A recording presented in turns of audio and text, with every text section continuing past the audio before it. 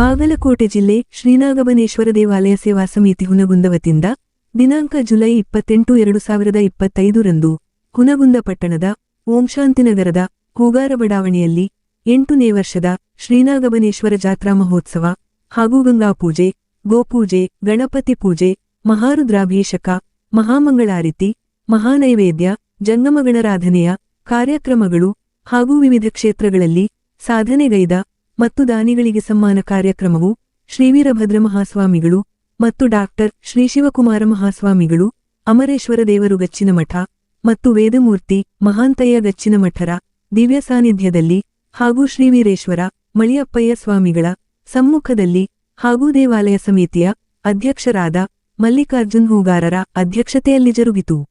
ಈ ಜಾತ್ರಾ ಮಹೋತ್ಸವದಲ್ಲಿ ಗುಳೆದಗುಡ್ಡಮತ ಕ್ಷೇತ್ರದ ಮಾಜಿ ಶಾಸಕ ಎಸ್ ನಂಜಯ್ಯನ ಮಠರು ಹಾಗೂ ಕರ್ನಾಟಕ ವೀರಶೈವಲಿಂಗಾಯತಾಭಿವೃದ್ಧಿ ನಿಗಮದ ಅಧ್ಯಕ್ಷರು ಹಾಗೂ ಹುನಗುಂದ ಕ್ಷೇತ್ರದ ಶಾಸಕ ವಿಜಯಾನಂದೆಸ್ ಕಾಶಪ್ಪನವರ, ಜಿಲ್ಲಾ ಪಂಚಾಯತ್ ಇಂಜಿನಿಯರಾದ ಕೃಷ್ಣರಾವ್ ನಾಯಕರು ಭಾಗವಹಿಸಿದ ಪರ ಹಾಗೂ ಶ್ರೀಗಳು ಆಶೀರ್ವಚಪರ ಮಾತನಾಡಿ, ಇತಿಹಾಸ, ಪುರಾಣ ಮತ್ತು ಸಿನಿಮಾಗಳಲ್ಲಿ ನಾಗದೇವ ಪ್ರತ್ಯಕ್ಷವಾಗಿದ್ದು ಪ್ರಭಾವ ಬೀರಿದ ಪವಾಡ ಸದೃಶವನ್ನು ಕಂಡಿದ್ದೇವೆ.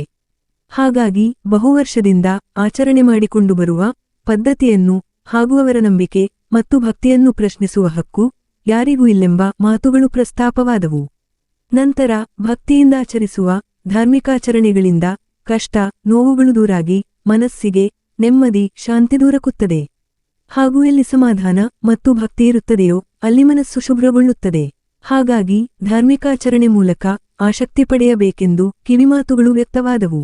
ನಂತರ ಶಾಸಕ ಕಾಶಪ್ಪನವರರು, ನಾಗರ ಪಂಚಮಿ ಹಬ್ಬವು ಈ ನಾಡಿನ ವಿಶೇಷ ಹಬ್ಬವಾಗಿದ್ದು ಪ್ರತಿವರ್ಷಿಲ್ಲಿ ಧಾರ್ಮಿಕ ಕಾರ್ಯಕ್ರಮಗಳು ಹಮ್ಮಿಕೊಂಡು ಈ ನಾಡಿನ ಸದ್ಭಕ್ತರಿಗೆ ಆ ಭಗವಂತನು ಮಳೆ, ಗಾಳಿ, ಬೆಳೆ ನೀಡಿ ಸಂರಕ್ಷಿಸಲೆಂದು ಕಳೆದ ಹಲವಾರು ವರ್ಷಗಳಿಂದ ಆಚರಿಸಿಕೊಂಡ ಬಂದ ಶ್ರದ್ಧಾಭಕ್ತಿಗೆ ಸಮಸ್ತ ಸದ್ಭಕ್ತರಿಗೆ ಸುಖ ಸಮೃದ್ಧಿ ಕಲ್ಪಿಸಲೆಂದು ಶುಭ ಹಾರೈಸಿದರು.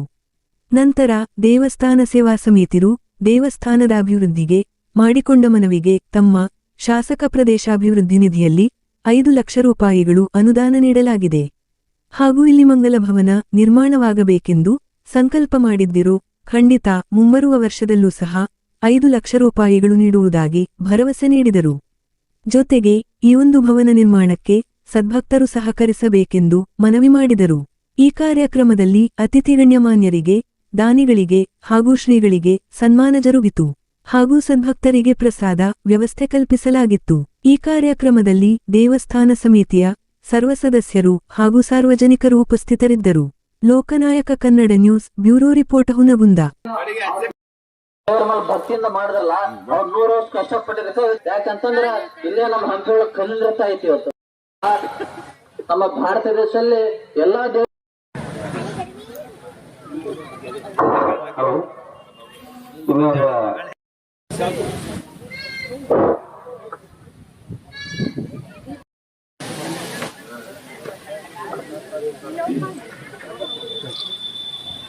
ಆಮೇಲೆ ಇಡೀ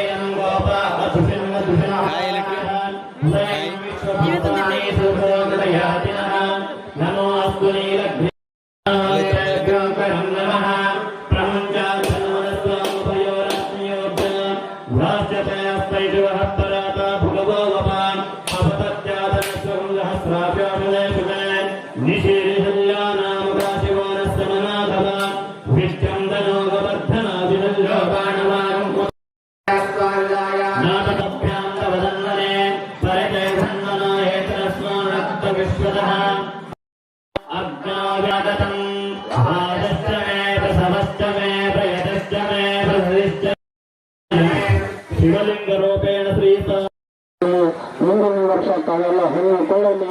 ಆ ನಾಗಮಹೇಶ್ವರನ ಒಂದು ದಿವ್ಯ ಕೃಪೆ ಆಶೀರ್ವಾದ ಎಲ್ಲರಿಗೂ ಇರಲಿ ಅನ್ನುವಂತ ಮಾತನ್ನು ಈ ಸಂದರ್ಭದಲ್ಲಿ ಹೇಳ್ತಾ ಉತ್ತರೋತ್ತರವಾಗಿ ಜಾತ್ರೆಯನ್ನು ಅಭಿವೃದ್ಧಿ ಹೊಂದಿ ಒಂದು ಸಮಾಜಮುಖಿಯಾಗಿ ಕೆಲಸಗಳನ್ನು ಮಾಡಲಿ ಅನ್ನುವಂಥದ್ದನ್ನು ತುಂಬ ಹೃದಯದಿಂದ ತಮ್ಮೆಲ್ಲರಿಗೆ ಹಾರೈಸಿ ಆ ನಾಗಮಹೇಶ್ವರನ ಪದಪದದಲ್ಲಿ ನೀನು ಎರಡು ಮಾತುಗಳನ್ನು ಅರ್ಪಿಸಿ ನೀನು ಎರಡು ಮಾತುಗಳಿಗೆ ವಿರಾಮವನ್ನು ಕೊಡ್ತೇನೆ. ಓಂ ಸ್ವಯಂ ಭವ. ಈ ಜಾತ್ರಾ ಮಹೋತ್ಸವದ ಕುರಿತು ನಾಯಕ ಸರ್ ಒಂದೆರಡು ಮಾತು ಮಾತಾಡ್ಬೇಕಂತ ಅವ್ರಿಗೆ ವಿನಂತಿಸ್ಕೊತೀನಿ. ಸಮುದಾಯದ ಎಲ್ಲ ಹಿರಿಯರಿಗೂ ನಮಸ್ಕಾರಗಳು. ಬೇಕೇ ಬೇಕು ಅಂತ ನಮ್ಮಲ್ಲಿ ಕೇಳ್ಕೊಂಡಿದ್ರು, ಶಾಸಕರಿಗೆ ಮನವಿಯನ್ನು ಕೊಟ್ಟಿದ್ರು. ಜನಪ್ರಿಯ ಶಾಸಕರ ವಿಜಯನಂದ ಕಾಶಪ್ಪನವರವರು ನಮಗೆ ಅದನ್ನು ಹಾಕಿಕೊಳ್ಳೋಕೆ ನಿರ್ದೇಶನ ನೀಡಿದ್ರು.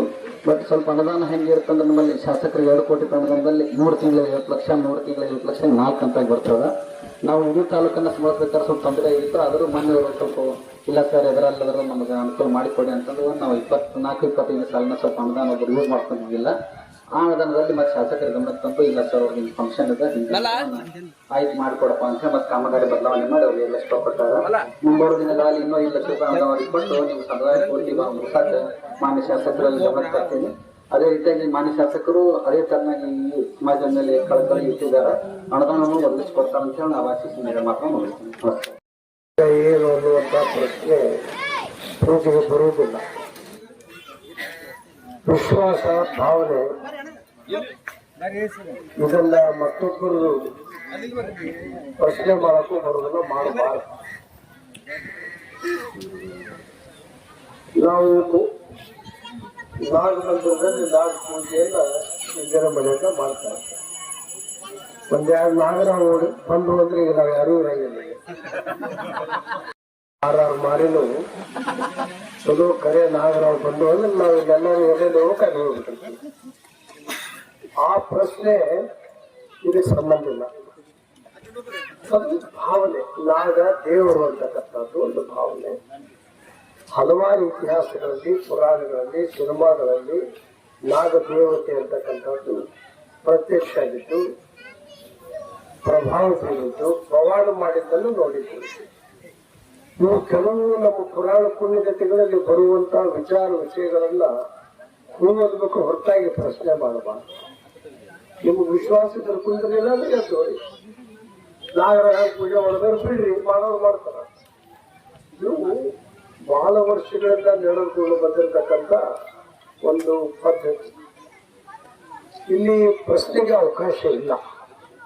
ಅವ್ರ ಅದಾರಲ್ಲ ಕೇಳಿದ್ರೆ ಹಂಗೆ ಎಲ್ಲಮ್ಮ ಜಾತ್ರೆಯಾಗ 5-6 ಲಕ್ಷ ಜನ ಸೇರ್ತಾರೆ.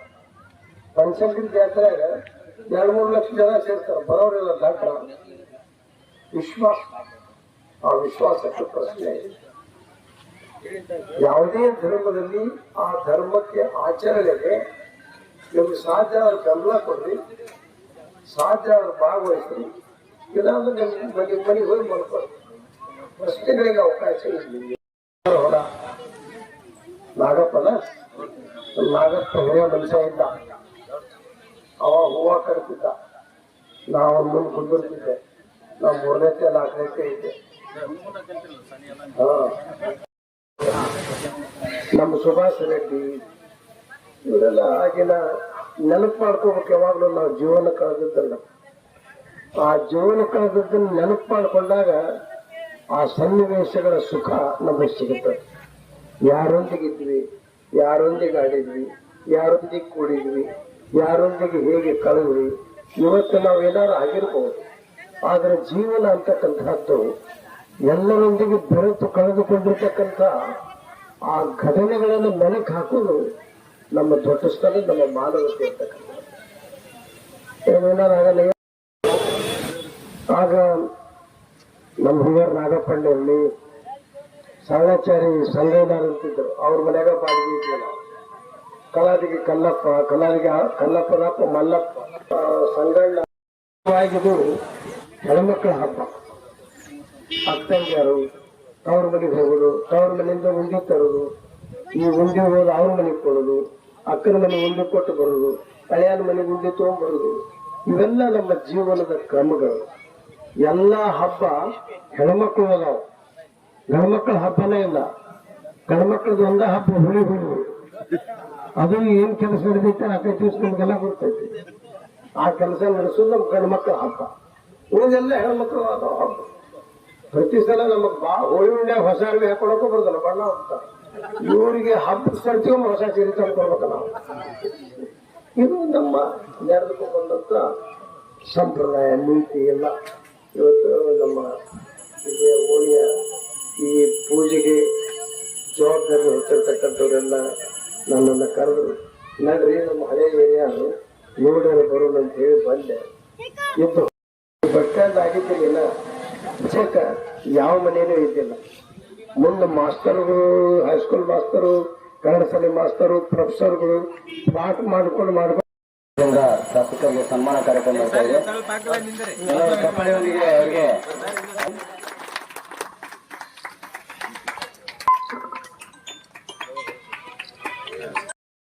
ಅದು ತಾಯಂದಿರ ಹಬ್ಬ.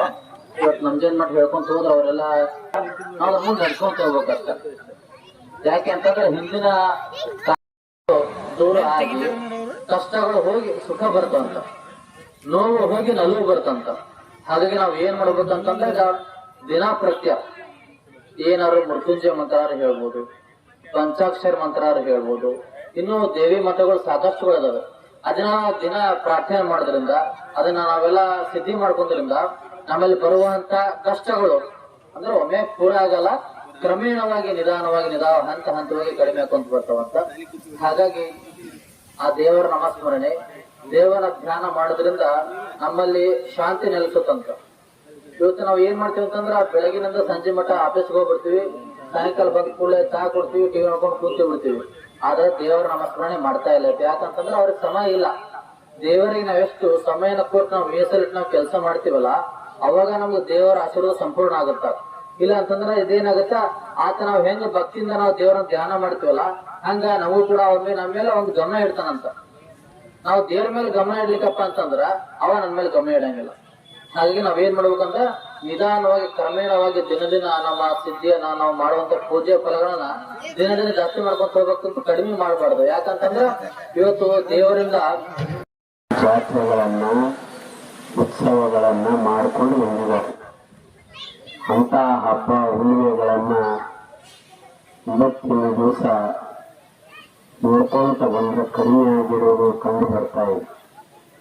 ಅದು ಯಾಕಂತಂದ್ರೆ ಮನುಷ್ಯನಲ್ಲಿ ಭಕ್ತಿ ಪ್ರಧಾನವಾದಂಥದ್ದು ಇಲ್ಲ. ಮನುಷ್ಯನಿಗೆ ಏನಾಗಿದೆ ಅಂತಂದ್ರೆ ಬಹಳ ಮುಂದುವರೆದು ಬಿಟ್ಟಿದ್ದಾನೆ, ಭಕ್ತಿ ಇರುವುದಿಲ್ಲ. ಎಲ್ಲಿ ಸಮಾಧಾನ ಇರ್ತೈತೋ ಅಲ್ಲಿ ಭಕ್ತಿ ಇರ್ತದೆ. ಅದೇ ರೀತಿ ಭಕ್ತಿಯಿಂದ ಮನಸ್ಸನ್ನು ನಾವು ಶುದ್ಧಿಗೊಳಿಸ್ಕೊಳ್ಬೇಕು. ಆ ಶುದ್ಧಿಗೊಳಿಸ್ಕೊಳ್ಬೇಕಾದ್ರೆ ಯಾರು ಬೇಕಂದ್ರೆ ಗುರು, ದೇವರು, ಇಂಥ ಒಂದು ಸತ್ಸಂಗಗಳು, ಧರ್ಮ ಆಚರಣೆಗಳು ಇವುಗಳಿಂದ ಮಾತ್ರ ಸಾಧ್ಯ.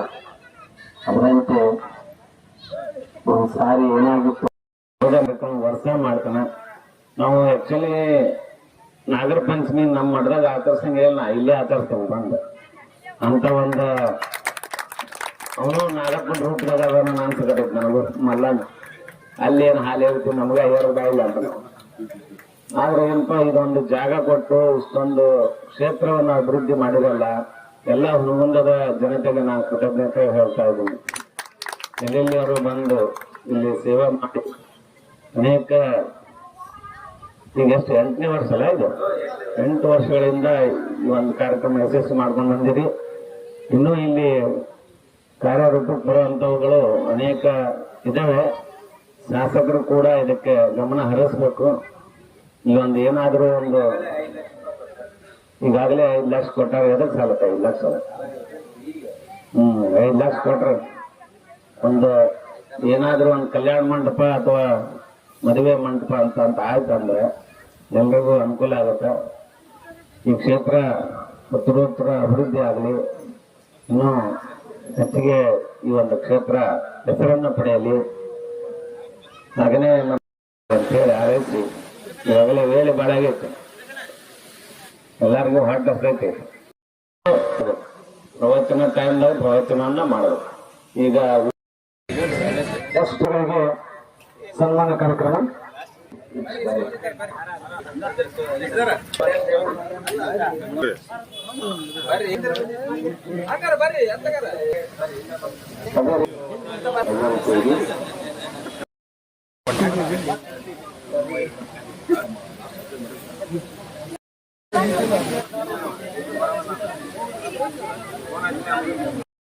ಅವರಿಗೆ ಸುಪೂರ್ತಕ ಧನ್ಯವಾದಗಳು ಮಾಡ್ತಾ ಇದ್ದೇವೆ.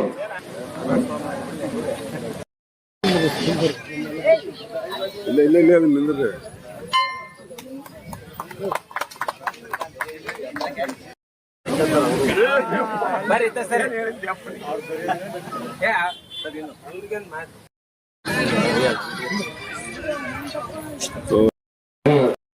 ಹಬ್ಬ ಅದು ನಾಗರ ಪಂಚಮಿ. ಬಹುತೇಕ ನಾಗರ ಪಂಚಮಿ ಅಂದ್ರೆ ನಮ್ಮ ನಾಗದಲ್ಲಿ ಬಹಳ ವಿಶೇಷವಾದ ಹಬ್ಬ. ಈ ಹಬ್ಬವನ್ನ ಇವತ್ತು ಆಚರಣೆ ಮಾಡೋದ್ರ ಜೊತೆಗೆ ಏನು ಇವತ್ತು ಶ್ರೀ ನಾಗೇಶ್ವರ ದೇವಸ್ಥಾನವನ್ನು ಪ್ರತಿ ವರ್ಷ ಈ ಒಂದು ಧಾರ್ಮಿಕ ಕಾರ್ಯಕ್ರಮವನ್ನು ಹಮ್ಮಿಕೊಂಡು ಇಲ್ಲಿರುವಂತಹ ನಾಡಿನ ಎಲ್ಲ ಸದ್ಭಕ್ತರಿಗೆ ಮಳೆ ಬೆಳೆ ಸುಖ ಶಾಂತಿಯನ್ನು ಕೊಟ್ಟು ಕಾಪಾಡಲಿ ಅಂತೇಳಿ ಇಲ್ಲಿ ಅನೇಕ ಪೂಜೆಯನ್ನ ಆ ಪರಂಪರೆಯನ್ನ ಕಳೆದ ಹಲವಾರು ವರ್ಷಗಳಿಂದ ಇವತ್ತು ನಡೆದು ಬಂದಿದ್ದು ನೋಡಿದ್ರೆ ನಿಜವಾಗಲೂ ಆ ಭಕ್ತಿಗೆ ಶ್ರದ್ಧೆಗೆ ಇವತ್ತು ಆ ಭಗವಂತ ಮೆಚ್ಚಿ ನಮಗೆಲ್ಲರಿಗೂ ನಿಮಗೆಲ್ಲರಿಗೂ ಒಂದು ಸುಖ ಶಾಂತಿ ನೆಮ್ಮದಿಯ ಬಹಳನ್ನ ಇವತ್ತು ಜೀವಿಸೋದಕ್ಕೆ ಏರ್ಪಡಿಸಿದ್ದಾರೆ ಅಂದ್ರೂ ಕೂಡ ತಪ್ಪಾಗೋದಿಲ್ಲ.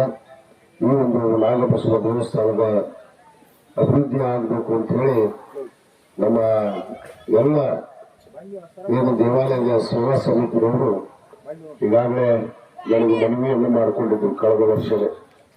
ಈಗಾಗಲೇ ನನ್ನ ಶಾಸಕರ ಪ್ರದೇಶ ಅಭಿವೃದ್ಧಿ ನಿಧಿಯಲ್ಲಿ ಈ ಒಂದು ದೇವಸ್ಥಾನದ ಹತ್ತಿರ ಒಂದು ಸಮುದಾಯ ಭವನ ಆಗಬೇಕು ಅಂತ ಹೇಳಿ ತಮ್ಮೆಲ್ಲರ ಒಂದು ಸಂಕಲ್ಪ ಇತ್ತು. ಆ ಸಂಕಲ್ಪದಂತೆ ಈಗಾಗಲೇ ನಾನು ಶಾಸಕರ ಪ್ರದೇಶ ಅಭಿವೃದ್ಧಿ ನಿಧಿಯಲ್ಲಿ 5 ಲಕ್ಷ ರೂಪಾಯಿ ಅನುದಾನವನ್ನು ಈಗಾಗಲೇ ನಾನು ಇಲ್ಲಿ ಕೊಡಮಾಡಿದ್ದೇನೆ. ಆ ಒಂದು ಭವನ ಮುಗಿಸೋದಕ್ಕೆ ಬೇಕಾಗುತ್ತೆ. ಖಂಡಿತವಾಗಿ ಈ ವರ್ಷದ ಅವಧಿಯಲ್ಲಿ 5 ಲಕ್ಷ ಕೊಟ್ಟಿದ್ದೀನಿ. ಬರೋ ವರ್ಷ ಕೂಡ ಮತ್ತೆ 5 ಲಕ್ಷ ರೂಪಾಯಿಯನ್ನು ಕೊಡ್ತೀವಿ. ಅದನ್ನು ಸಂಪೂರ್ಣವನ್ನ ಮಾಡಿಕೊಡುವಂತ ಕೆಲಸ ಇವತ್ತು ನಾನು ಕೂಡ ಪ್ರಯತ್ನ ಮಾಡ್ತೀನಿ. ಅದೇ ರೀತಿ ಇಲ್ಲಿರುವಂತ ಭಕ್ತಾದಿಗಳು ಕೂಡ ಮುಂದಾಗ ಆ ಒಂದು ಮೊದಲ ಭವನ ಏನೊಂದು ಭವನವನ್ನ ನಾವು ನಿರ್ಮಾಣ ಮಾಡಬೇಕು ಅಂತ ಹೇಳಿ ಸಂಕಲ್ಪ ಇಟ್ಟುಕೊಂಡಿದ್ರು. ಅದು ಈಡೇರೋದಕ್ಕೆ ಸಾಧ್ಯ ಆಗುತ್ತೆ ಅನ್ನೋ ಮಾತು ಮತ್ತೊಮ್ಮೆ ನಾಗಬಸವ ಏನು ಅಲ್ಲಿ ನನ್ನ ಭಕ್ತಿಪೂರ್ವಕವಾದ ನಮನಗಳನ್ನು ಸಮರ್ಪಿಸಿ ನನ್ನ 2 ಮಾತನ್ನು ಮುಗಿಸ್ತಾನೆ. ಜೈ ಹಿಂದ್, ಜೈ ಕರ್ನಾಟಕ. ಎಲ್ಲರಿಗೂ ನನ್ನ ಸ್ವಾಗತ ಮಾಡ್ತಿದ್ರು. ಎಲ್ಲ ಪ್ರಸಾದವನ್ನು ಸ್ವೀಕರಿಸಬೇಕಾಗಿ ವಿನಂತಿ. ನಾಗೇಶ್ವರ